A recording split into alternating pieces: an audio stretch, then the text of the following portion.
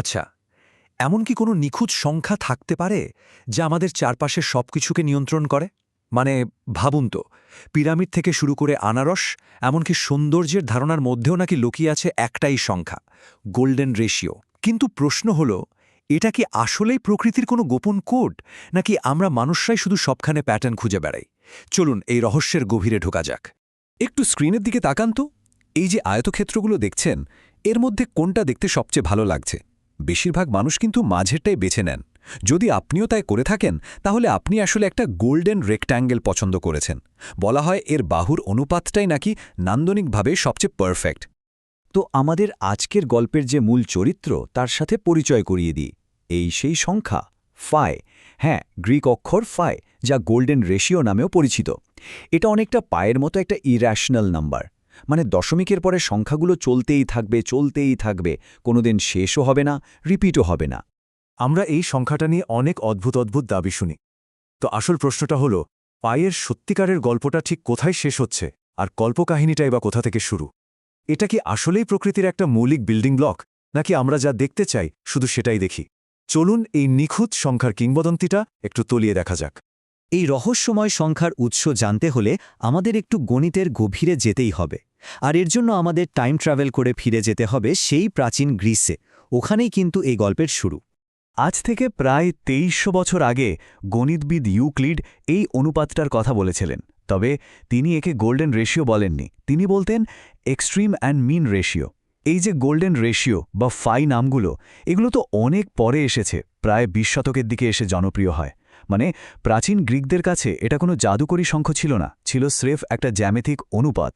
এই মূলদ আর অমূলদ সংখ্যার পার্থক্যটা বোঝা কিন্তু খুব জরুরি। ফাই হলো একটা অমূলদ সংখ্যা, মানে একে দুটো পূর্ণ সংখ্যার সহজ ভাগফল হিসাবে লেখা যায় না। ব্যাপারটা শুনতে হয়তো খুব সাধারণ লাগছে, কিন্তু এই বৈশিষ্ট্যটাই প্রকৃতিতে এর এত গুরুত্বপূর্ণ ভূমিকার আসল চাবিকাঠি। একটু পরেই আমরা সেটা দেখতে পাব। এরপর ফাইয়ের গল্পে একটা দারুণ মোড় আসে ১২০০ সালে, সৌজন্যে পিজা লিওনার্দো, যাকে আমরা ফিবোনাচি নামেই চিনি। ফিবোনাচি ইউরোপে আমাদের আজকের ব্যবহৃত সংখ্যাগুলো, মানে ০ থেকে ৯, এই হিন্দু আরবীয় সংখ্যা পদ্ধতিটা জনপ্রিয় করেছিলেন। আর এই সংখ্যাগুলো শেখানোর জন্য তিনি একটা গণিতের বই লিখেছিলেন, লিবার আবাচি। আর সেই বইতেই ছিল একটা অদ্ভুত গাণিতিক সমস্যা। ফিবোনাচি একটা মজার ধাঁধা দিয়েছিলেন। ধরুন, এক জোড়া খরগোশ দিয়ে শুরু হলো, তারা কিভাবে বংশবৃদ্ধি করবে? প্রথম মাসে এক জোড়া, দ্বিতীয় মাসেও তাই, কিন্তু তৃতীয় মাসে তারা বাচ্চা দিল, আর মোট হয়ে গেল ২ জোড়া। পরের মাসে হলো ৩ জোড়া, তার পরের মাসে ৫ জোড়া। এই সহজ নিয়মটা মেনে চললে আমরা একটা বিখ্যাত সংখ্যায় সিরিজ পাই, ১, ১, ২, ৩, ৫, ৮, ১৩। আর এটা চলতেই থাকে। এটাই হলো সে বিখ্যাত ফিবোনাচি সিরিজ। আর এখানেই গল্পটা একটা অবিশ্বাস্য মোড় নেয়। ফিবোনাচি নিজে কিন্তু এই সংযোগটা খেয়ালই করেননি। এর কয়েকশো বছর পর জ্যোতির্বিদ জোহানেস কেপলার প্রথম আবিষ্কার করেন যে ফিবোনাচি সিরিজের পরপর দুটো সংখ্যাকে ভাগ করলে যে ফলটা আসে সেটা ফাইয়ের খুব খুব কাছাকাছি চলে যায়। আর এরপর থেকেই ফাই আর ফিবোনাচি সিরিজকে নিয়ে কিংবদন্তিগুলো ডালপালা মেলতে শুরু করে। বেশ, গণিতের জগৎ থেকে এবার একটু বেরিয়ে আসা যাক। এখন সময় হয়েছে সেই সব অসাধারণ দাবিগুলো খতিয়ে দেখার, যেগুলো বলা হয় ফাইকে নিয়ে। পিরামিড থেকে শুরু করে আমাদের ডিএনএ পর্যন্ত ফাই কি আসলেই সবকিছুর মধ্যেই লুকিয়ে আছে? চলুন এই কিংবদন্তির রহস্য ভেদ করা যাক। এই সব দাবিগুলো যখন একটু খতিয়ে দেখা হয়, তখন একটা মজার প্যাটার্ন চোখে পড়ে। মনে হয় আমরা মানুষরা যা খুঁজতে চাই ঠিক সেটাই খুঁজে বের করি। আসল কথা কি জানেন? কাছাকাছি হওয়াটা কিন্তু যথেষ্ট নয়। ফাই যদি সত্যি প্রকৃতির কোনো মৌলিক নিয়ম হয়, তাহলে তো ওকে একদম সঠিক, মানে 1.618 হতেই হবে, তাই না? কোনো প্রায় বা কাছাকাছি চলবে না। আসলে আমাদের মস্তিষ্কই এমন, সবখানে একটা প্যাটার্ন বা নকশা খুঁজে ফেরে, এমনকি যেখানে হয়তো কিছুই নেই। না, একদমই না। এই গল্পে কিন্তু একটা দারুণ টুইস্ট আছে। তাহলে ফাইকে আমরা কোথায় খুঁজে পাব? কল্পকাহিনী আর মিথ বাদ দিয়ে চলুন এবার সেই জায়গাগুলোর কথা বলি যেখানে ফাইয়ের উপস্থিতি বৈজ্ঞানিকভাবে প্রমাণিত, এবং যা দেখলে সত্যিই অবাক হতে হয়। এখানে প্রকৃতির আসল জাদুটা শুরু হচ্ছে। এটা কিন্তু কোনো কাকতালীয় ঘটনা নয়। একটা আনারসের গায়ে একদিকে ৮টা আর অন্যদিকে ১৩টা স্পাইরাল বা সর্পিল থাকে। একটা পাইন কোণেও তাই। সূর্যমুখী ফুলের ক্ষেত্রে এই সংখ্যাগুলো আরও বড় হতে পারে, যেমন ৩৪ আর ৫৫। আর এই সবগুলো সংখ্যাই ফিবোনাচ্চি সিরিজের অংশ। কিন্তু কেন এই জটিল প্যাটার্ন? গাছপালা তো আর অঙ্ক কষতে পারে না। উত্তরটা হলো, এটা সৌন্দর্যের জন্য নয়, এটা টিকে থাকার জন্য। এর পেছনে লুকিয়ে আছে বিবর্তনের একটা অত্যন্ত কার্যকর সমাধান। একটু ভাবুন, একটা গাছ যদি প্রত্যেকটা নতুন পাতা ঠিক অর্ধেক বা 1/4 ঘুরিয়ে তৈরি করত, তাহলে কি হতো? পাতাগুলো একটার ওপর আরেকটা স্তূপ হয়ে যেত, একে অপরের রোদ আটকে দিত। কিন্তু গাছটা যদি একটা অমূলত সংখ্যা ব্যবহার করে ঘোরে, বিশেষ করে ফাইয়ের ওপর ভিত্তি করে, তাহলে কোনো পাতাই ঠিক অন্যটার ওপরে পড়বে না, সবাই সমানভাবে সূর্যের আলো পাবে। দারুণ না?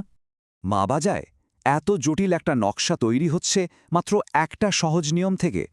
গাছপালা শুধু একটাই নিয়ম মেনে চলে, প্রত্যেকটা নতুন পাতা আগেরটা থেকে প্রায় 137.5 ডিগ্রি কোণে তৈরি হবে।